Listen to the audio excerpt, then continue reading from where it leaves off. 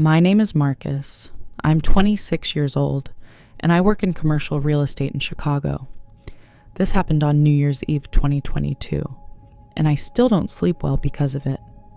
I was at a house party in the suburbs that night, one of those places you end up at through a friend of a friend, the kind where you don't know most of the people, and you're kind of counting down the minutes until you can leave. My roommate dragged me there around 9 p.m., promised it would be fun, and I went because I had nothing better to do. The house was packed. Maybe 80 people crammed into a suburban colonial with weak beer and a DJ set up in the living room. I wasn't drunk, just tipsy enough to be bored instead of anxious. I was standing near the kitchen island around 11:45 p.m., wanting midnight to hurry up so I could go home.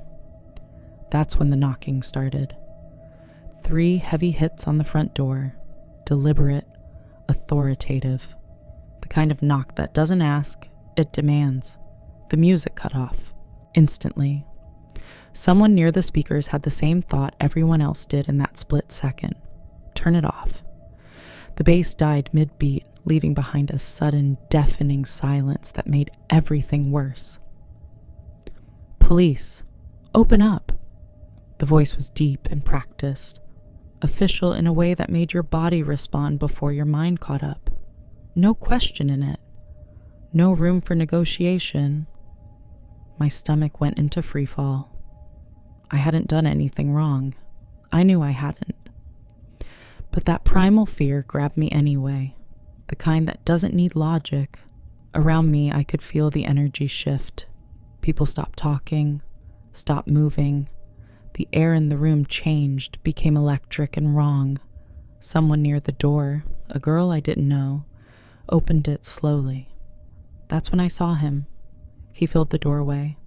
Tall, maybe 6'3", broad-shouldered in a way that suggested weight and control. His uniform was dark and crisp, badge visible on his chest, catching the light. Utility belt heavy with gear, cuffs, baton, radio, everything you'd expect. His face was severe, professional, the kind of expression that comes from authority. Not angry, not emotional, just certain. He didn't step inside. He just stood there in the doorway, scanning the room with a flashlight beam that moved slow and methodical, like he was cataloging everyone. The light hit faces, lingered, moved on, deliberate, making people flinch. Someone laughed nervously. A girl near me whispered, "Is this a prank?" Nobody answered. The officer's eyes continued moving across the room until they landed on me and stopped. Everything tightened. He looked like a cop. Dark uniform, badge visible on his chest, utility belt heavy with gear. He was tall, maybe 6'3", broad-shouldered, with the kind of presence that made you believe he had authority. His face was serious, professional. He scanned the room with a flashlight beam. Then he pointed directly at me. "Is there a Marcus Henderson here?" My blood went cold. Nobody called me by my full name. I didn't even know if most people at the party knew my last name. Every head in the room turned toward me. I felt my mouth go dry. I stepped forward without thinking, my mind racing. I hadn't hit anyone. I hadn't driven drunk. I couldn't think of a single reason why a cop would be looking for me at a New Year's Eve party. "That's me," I said. The officer's expression didn't change. He walked toward me with that measured pace, the kind that makes you feel like you're in trouble, even if you don't know why. "We have a warrant for your arrest regarding a hit-and-run incident on December 20th, he said. My stomach twisted. December 20th. I'd been at work that day. I drove a 2015 Corolla. I hadn't hit anyone. "I think there's a mistake," I started to say, but he was already moving. "Turn around," he commanded. I turned. People were watching. My roommate looked terrified. The whole party had gone silent, except for a few whispers. The officer pulled handcuffs from his belt, and the sound they made was loud in that quiet room. He ratcheted them tight around my wrists. Too tight. My hands started to tingle. "You have the right to remain silent." He started reading me my rights as he turned me toward the door. I kept saying I hadn't done anything, that I was at work that day, that there had to be a mistake. But he wasn't listening. He was just moving me toward the exit. I looked back at my roommate. His face was pale. He looked scared. I tried to communicate with my eyes, like, call someone, but he just stood there. The officer marched me out into the freezing December air. The street was empty, dark. I expected to see a squad car with flashing lights, but there was nothing. Just empty street and cold wind cutting through my thin shirt. "Where's your car?" I asked. He didn't answer. We walked down the driveway and reached the curb. Then I heard an engine. A black SUV rolled slowly down the street toward us. No markings on the side. No police insignia. Just solid black with windows so dark you couldn't see anything inside. Not even a silhouette. The tint was deep. Professional grade. The kind you see on vehicles meant to be opaque. But it had lights. Red and blue flashing behind the grille. Subtle and official looking. Unmarked unit, my brain supplied automatically. Undercover detective vehicle. Everything made sense in that way. Panic makes sense, fast and wrong. The SUV pulled up next to us, and the window descended with a slow mechanical precision. Inside was darkness, not shadow, darkness. The tint was so complete that I couldn't see anything beyond the vague shape of someone in the driver's seat. Just a silhouette, faceless. When he spoke, his voice came from that darkness, like the vehicle itself was speaking. "I got him?" His voice was rough, gravelly, completely different from the officer's professional tone. There was no question in it, just confirmation. The fake cop holding my arm went rigid. I felt it, the sudden tense in his grip, the shift in his breathing. For the first time since he'd arrived at the party, something in his composure cracked. "Yeah," he said, and his voice sounded different now, shaky, uncertain. "Put him in the back."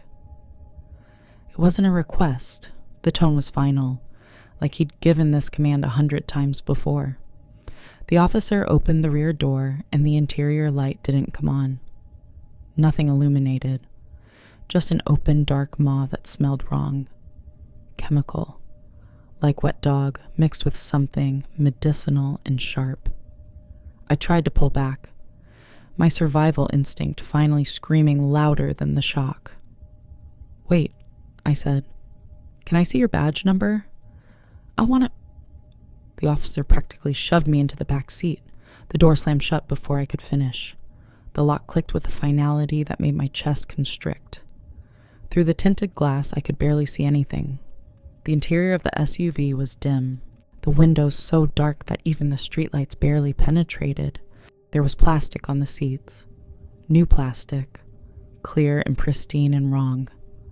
The officer who arrested me stood on the street for a second. Then I watched him turn and power walk back toward the party house. He looked like he was running away, like he'd just realized what he'd done. That's when I knew. That wasn't a real cop, and this wasn't a real police transport. The SUV accelerated. "Where are we going?" I called out, trying to keep my voice steady. "Which precinct?" The driver didn't answer. He took a hard right turn, and I slid across the seat, my hands still cuffed behind my back, unable to catch myself. We were heading away from the city, away from lights, away from people. I tried the door handles. They wouldn't open. Child locks, probably. "Sir, I need to know where we're going," I said, louder this time. The driver looked at me in the rearview mirror. In the dim light, I could see his eyes. He was smiling. "We aren't going to the station, Marcus," he said softly. My heart started hammering so hard I could feel it in my throat. "What do you want?" I asked. "Your friend back there, the one pretending to be a cop, he did me a huge favor. Packaged you up all nice and restrained. Saved me a lot of work." The driver's voice was calm, almost friendly. "That's what made it worse." "That wasn't a real cop," I said. It wasn't a question. The driver laughed. A dry, hacking sound with no humor in it. "No, kid, it wasn't. It was a costume. I've been watching that party for 2 hours, waiting for someone to walk out alone. Your friend was perfect. He thought he was pranking you. Thought it was funny." The driver turned onto a road that curved away from any streetlights. "He handed you over to save his own ass?" I was hyperventilating. I tried to think. The cuffs were real, police grade. The handoff had been real. Everything had happened so fast that nobody at the party would have realized something was wrong until much later. "Please," I said. "I have money. Take my wallet. I don't want your money," the driver interrupted. He reached under his seat and pulled out something metallic. In the darkness, I couldn't see what it was clearly, but my brain filled in the worst possibilities. "Now, you're going to sit back and enjoy the ride," he said. "The new year is just starting, and we've got all night." We drove for what felt like hours, but was probably only 20 minutes. The landscape changed from suburban streets to industrial areas, old warehouses, empty lots. Then the road got worse, gravel crunching under the tires. I tugged at the cuffs until my wrists bled. The metal wouldn't give. I kicked at the doors, the windows, anything. Nothing budged. The SUV slowed and turned onto what felt like a dirt road. Trees pressed in on both sides. We were going deeper into darkness. Then he stopped. The engine cut off. The silence was absolute. Panic flooded through me. I was trapped, cuffed, alone in a vehicle with a predator in the middle of nowhere on New Year's Eve. He opened the back door, and I did the only thing I could think of. I lunged sideways, using the SUV as leverage, and drove my shoulder hard into his ribs. He didn't expect it. The force knocked him backward, and he hit the ground hard enough to knock the wind out of him. I scrambled out of the SUV, but the cuffs were still on my wrists. I ran into the woods anyway, crashing through branches blind, my hands useless behind my back. The darkness was absolute. No moon, no light, just trees and underbrush, and the sound of him recovering behind me, cursing and angry. I heard him get up, heard him coming after me, but I was faster. Desperation does that. I ran until my lungs burned, until the woods opened up to a road I didn't recognize. I saw a house with lights on, a farmhouse maybe, sitting back from the street. I didn't stop to think. I just ran toward it and started kicking at the door, screaming. An older man opened it, shotgun in hand, ready for trouble. When he saw me, handcuffed, bleeding from branches, hysterical, he lowered the gun and pulled me inside. He called the police. Real police. And while we waited, I heard a vehicle engine start somewhere in the distance. The SUV driver was leaving, abandoning the vehicle, running. They found it abandoned 3 miles away the next morning. Stolen. Plastic sheeting in the back. But the driver was gone. No fingerprints, no identification, nothing. The fake cop from the party? They found him. He was actually an actor, someone my roommate's friend had hired as a prank. A stupid, dangerous prank. When he realized what he'd actually done, handed me over to a real predator in an SUV, he panicked. But here's the thing. He didn't know. He thought he was handing me off to real police. Some unmarked unit coming to pick me up. He had no idea the SUV driver was someone who'd been watching that party for hours, waiting for the right moment. When that predator saw the fake cop removing me from the house, it was perfect. Opportunity handed to him on a silver platter. But more than that, he could see the actor was nervous, unsure. A panicked fake cop wouldn't risk asking questions or pushing back. Wouldn't want more trouble. He'd just hand me over and hope it went away. The predator was counting on that. The actor tried to leave the party quietly, blend back in, pretend it wasn't him. But the real police showed up within minutes. Someone at the farmhouse had called 911, gave descriptions, everything. They found him in the uniform, asked questions. When he realized they'd piece it together anyway, he admitted to impersonating an officer. But admission didn't matter. It's a crime, prank or not. They charged him. They also charged my roommate's friend for hiring him, for orchestrating the whole thing. Both of them got convicted. But the driver of that SUV, he's still out there somewhere. I stayed in Chicago. I didn't move away. But I'm not the same person who went to that party. I can't drive at night anymore. Something about the darkness and being alone in a car triggers everything. The panic attack comes on fast. Racing heart, tunnel vision, hands shaking so bad I can't grip the wheel. I don't sleep much, not because of nightmares, but because my brain won't shut off. Every sound is wrong. Every headlight behind me is a threat.